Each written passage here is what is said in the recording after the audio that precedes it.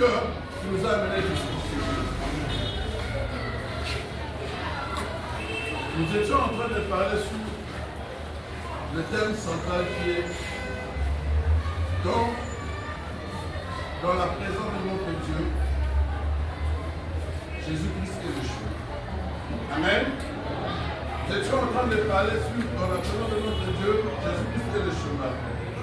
Les 2 premiers jours, nous avons commencé par la première partie, c'était le réconfort et la promesse. Et Jésus-Christ faisait à ses disciples, tout en sachant qu'il est en grande partie, et ses disciples s'attendaient au pouvoir séculier, mais lui il est en train de leur préparer pour ce qui est d'une autre dimension. Amen. Et dans cette petite conclusion, il veut leur rassurer qu'il est le Dieu qui maîtrise toutes choses. Et dans la deuxième partie, nous étions en train de parler, nous étions en train de démontrer que le Jésus-Christ que nous prions, il est le véritable chemin. C'est pour cela qu'il avait dit à ses disciples, je suis le chemin, la vérité et la vie. Mais nous sommes plus apaisantés sur le chemin. Amen. Sur le chemin qui mène droit vers le Père. C'est à cela que nous étions donné l'exercice de pouvoir montrer le lien qui existait entre le Dieu et Jésus-Christ.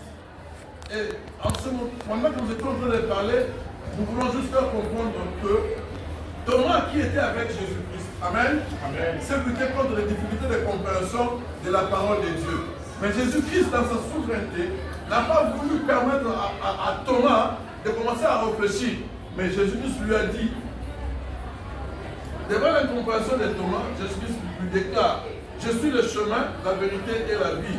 Nul ne vient au Père que par moi.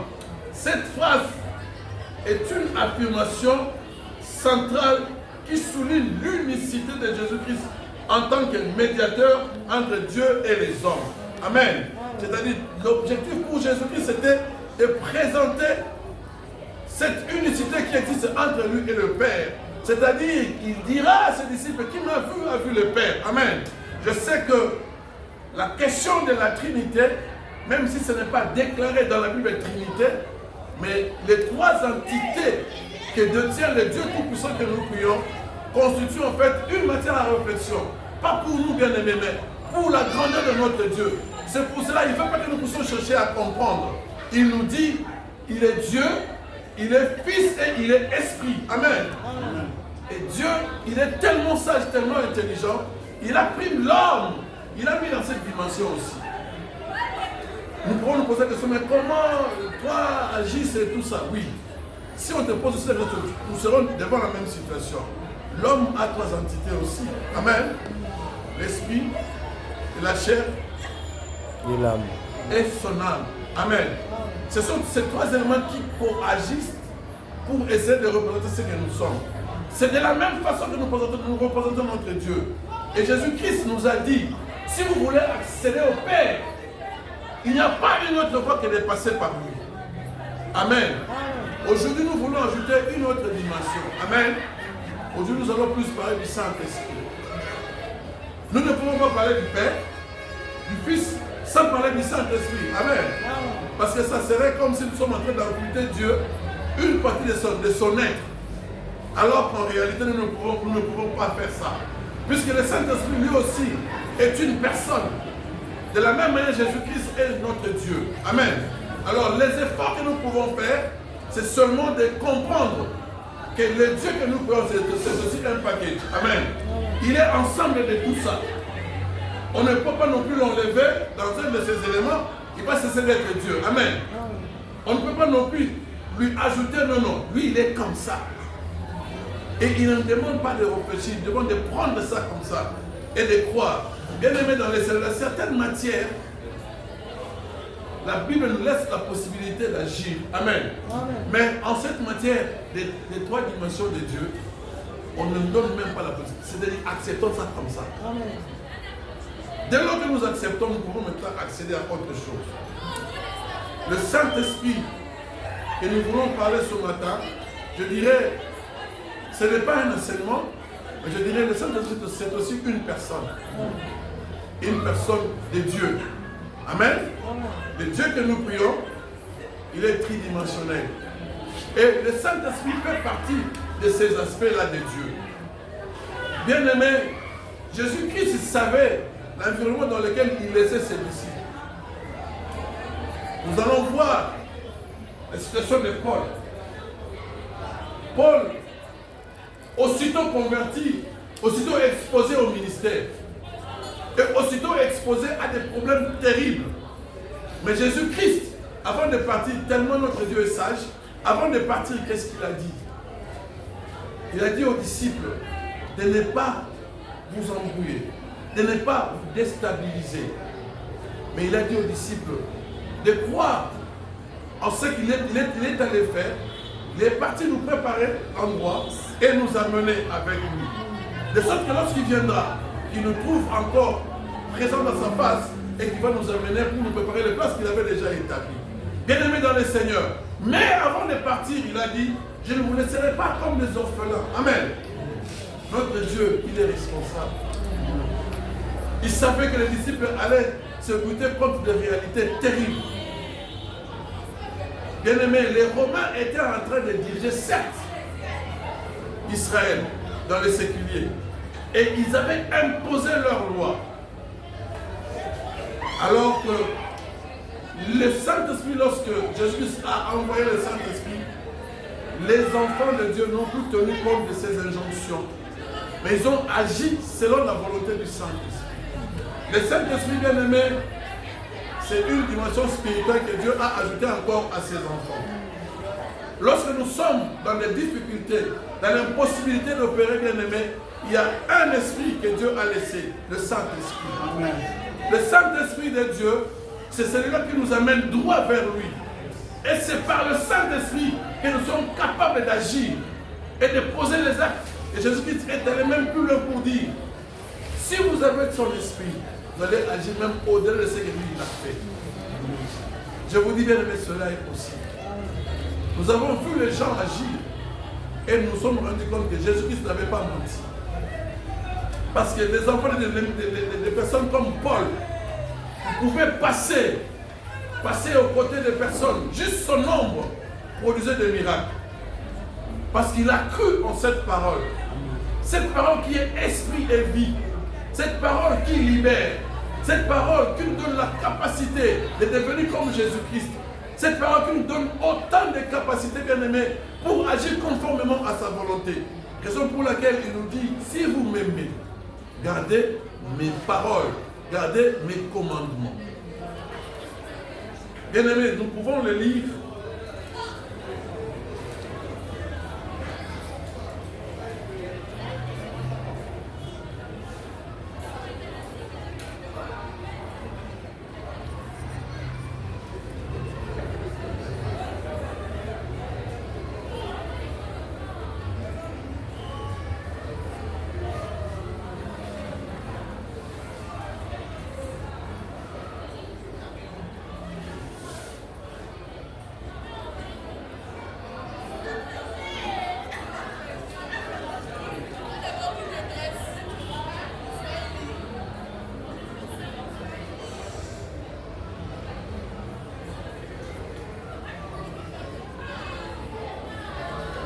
Jésus dit à ses disciples, Jean 14, 21, si quelqu'un connaît mes commandements et leur obéit, il m'aime vraiment. Amen. Mon Père aimera celui qui m'aime, et moi aussi j'aimerai celui qui m'aime, et je me contenterai à lui. Amen. Et je me montrerai à lui. Il descend dans 23, il dit ceci. Jésus lui répond, si quelqu'un m'aime, il obéit à mes paroles. Mon Père l'aimera et nous irons à lui et nous habiterons chez lui. Bien-aimés dans le Seigneur, imaginez un peu le Dieu qui a créé toutes choses, vient habiter en toi. Quel privilège que nous avons en tant qu'enfants de Dieu. C'est vrai. Ce sont des déclarations qui quelquefois peuvent paraître comme des discours. Mais bien aimé, lorsque nous nous imprégnons de ces choses, lorsque nous prenons ces choses, nous les mettons à cœur, ces choses transforment les vies. N'est-ce pas que Jésus-Christ a dit, sa parole est esprit et vie. Amen. Et puis il nous recommande d'aimer sa parole et d'exécuter ses commandements. Bien-aimés, de notre propre force, nous ne sommes pas dans la capacité d'agir et de respecter les commandements.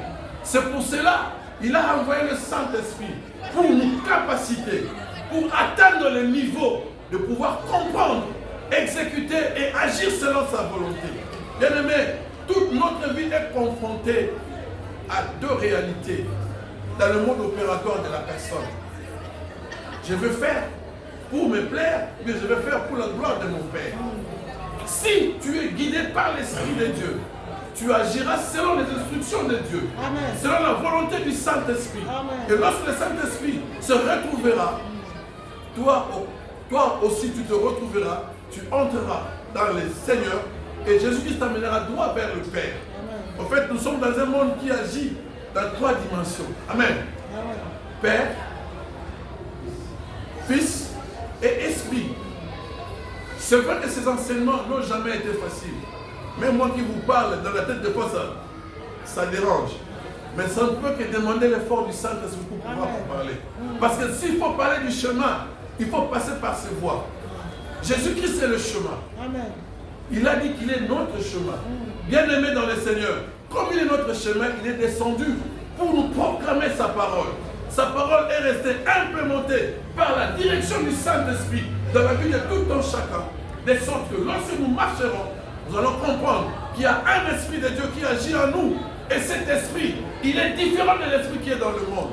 Raison pour laquelle il a dit, je vous donne la paix, mais pas comme ce que le monde vous donne. Amen.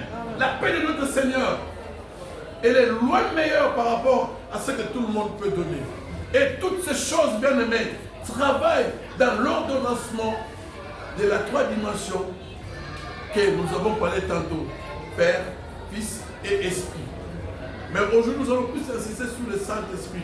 Bien-aimés dans le Seigneur, le testament qui est la Bible voudrait que nous puissions nous imprégner de sa connaissance. Amen. Sans la Bible, bien-aimés, notre vie chrétienne est zéro, est vide. Si nous lisons la Bible, heureusement, dans cette église, il y a un programme qui nous dit, qui nous donne, et avec ce programme, on essaie de cogiter ensemble pour comprendre ce que veulent représenter les écrits de notre Seigneur. Et la parole de Dieu bien-aimé, la parole que nous lisons ici est un esprit. Ce n'est pas n'importe quel esprit, mais l'esprit de Dieu, conduit, inspiré par le Saint-Esprit. Et lorsque nous parlons du Saint-Esprit bien-aimé, je voudrais te rassurer, je voudrais me rassurer que sans le Saint-Esprit, nous sommes incapables de travailler dans la présence de notre Seigneur. Sinon, ce sera la chair. Et lorsque la chair opère, c'est la catastrophe. La chair vient avec la haine, la colère, des mésententes, des jalousies. Et ce sont des choses comme ça, le diable se contente quand il voit ces choses opérer dans le milieu de ses enfants, dans le milieu des enfants de Dieu. Là, nous sommes dans la distraction. Là, c'est lui qui est en train de diriger. Mais bien aimé dans le Seigneur, lorsque nous prenons, nous intériorisons ces choses, c'est-à-dire la foi chrétienne nous exige de marcher selon l'esprit et non selon la chair. Lorsque la chair opère, c'est la destruction. Je ne sais pas si vous êtes déjà arrivé une fois, vous êtes à l'église, on prêche, mais consciemment tu sens comme si cette parole ne vous concerne pas. Bien aimé, la chair commence à prendre de l'ampleur sur l'esprit. Et si la chair prend l'ampleur, le dessus sur l'esprit, bien aimé, nous sommes en dehors de la parole de Dieu. Nous devons nous conformer, bien aimé, à ce que cette parole nous demande. La Bible nous dit de ne pas nous conformer au siècle présent, mais de nous contenter de cette parole.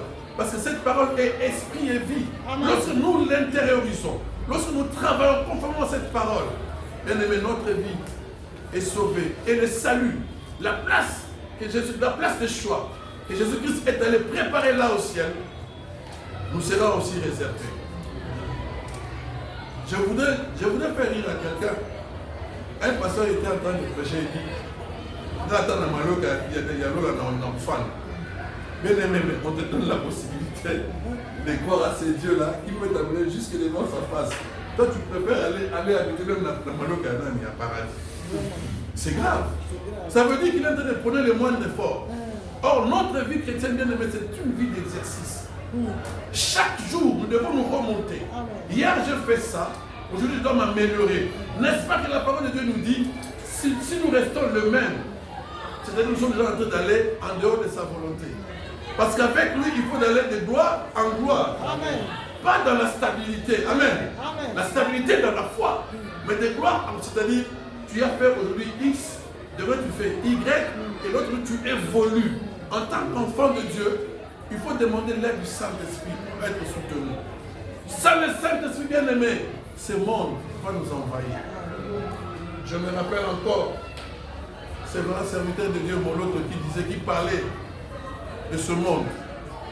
Bien-aimé dans le Seigneur, je vois encore cette parole parabolique du semeur. Il a semé sur les pierres, sur la terre, et les choses du monde, bien-aimé, qui ne permettent pas aux enfants de Dieu de demeurer dans la présence du Seigneur, vont venir nous envahir.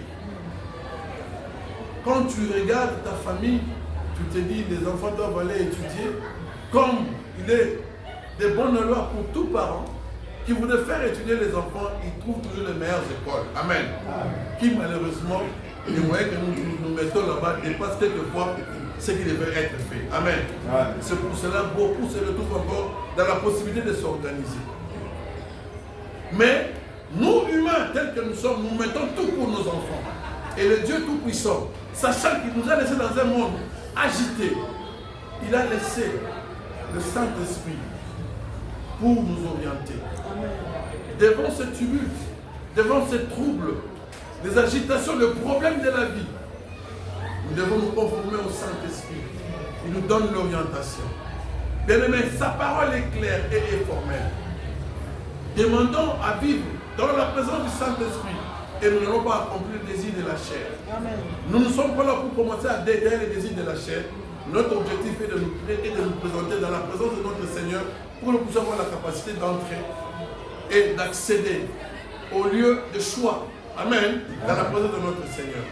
Il est très important pour nous de marcher dans la crainte de sa parole.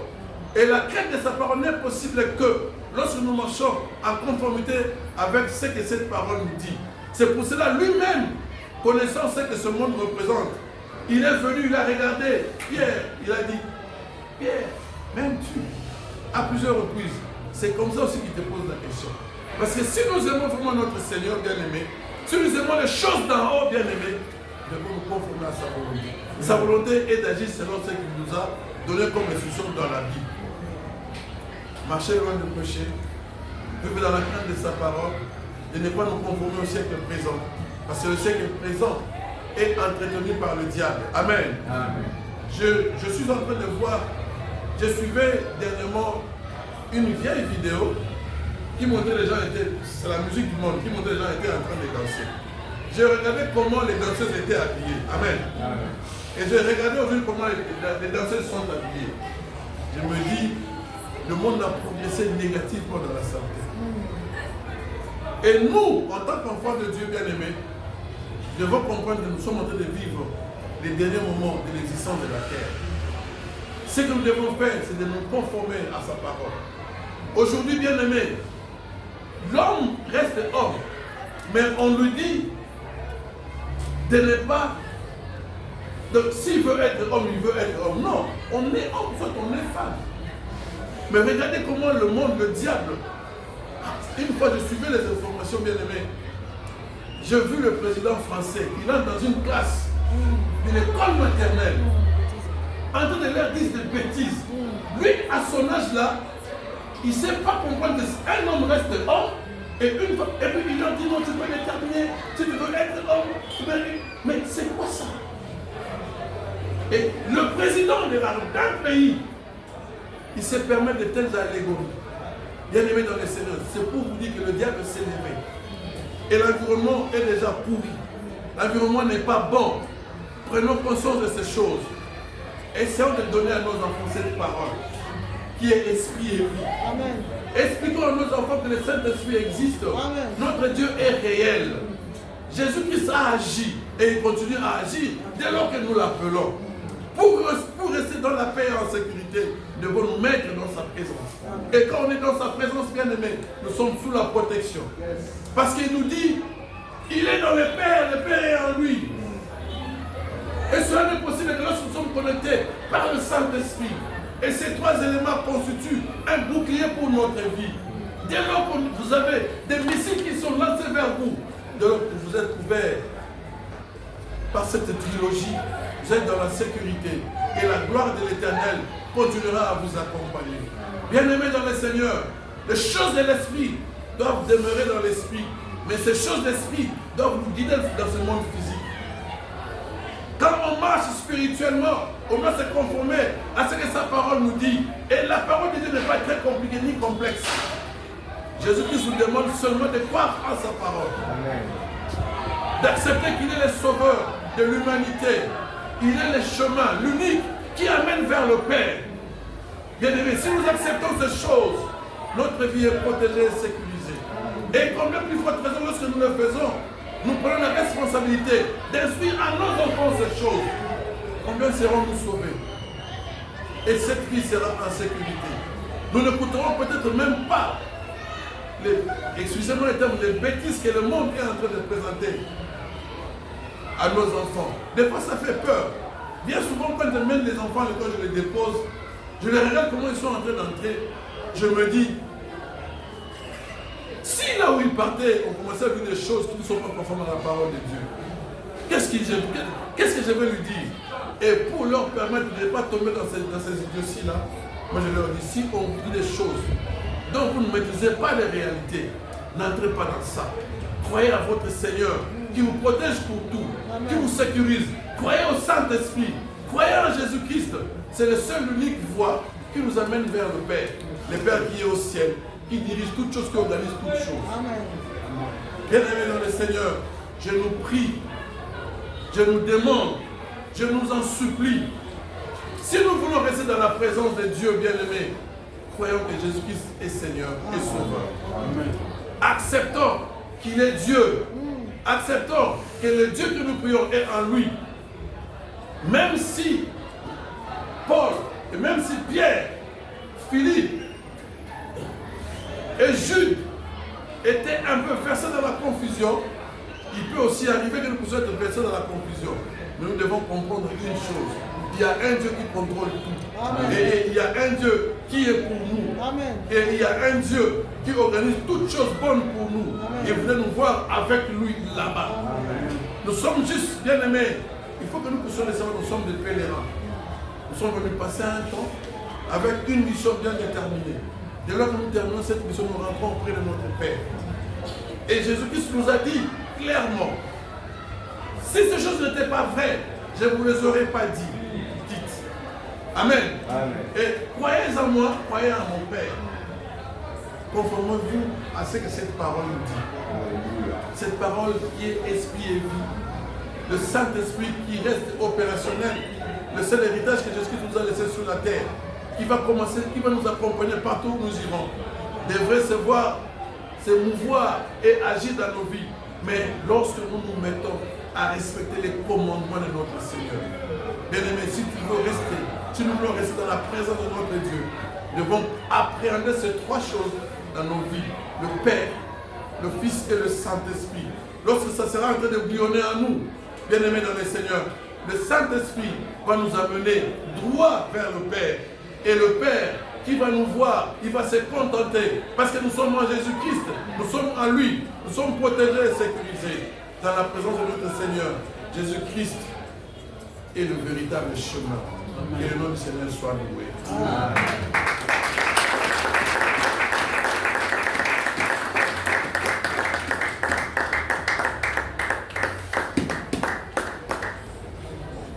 Bien-aimé, dans sa présence, le Saint-Esprit nous conduit. Amen.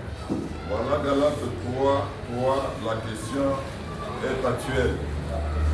Êtes-vous tellement dépourvu de sens?